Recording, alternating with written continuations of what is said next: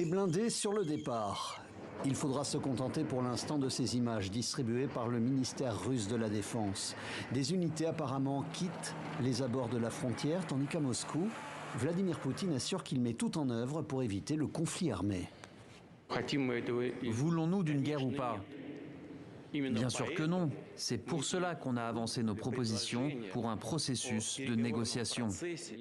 Une annonce de retrait partiel, histoire de décrédibiliser les avertissements de Washington, annonçant une attaque imminente sur l'Ukraine. À la Maison-Blanche, justement, on se félicite de ce pas en arrière, mais la méfiance demeure. Des précisions ont été apportées sur la réponse en cas d'attaque russe. Nous mettrons la pression sur leurs institutions financières et sur des industries clés. Nous imposerons des conséquences à long terme. Nous saperons la capacité de la Russie à être compétitive sur le plan économique et stratégique.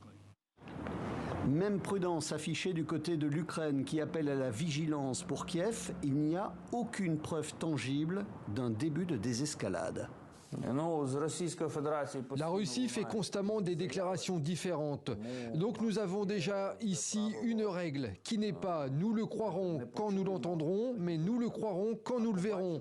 Si nous voyons un retrait, nous croirons à la désescalade.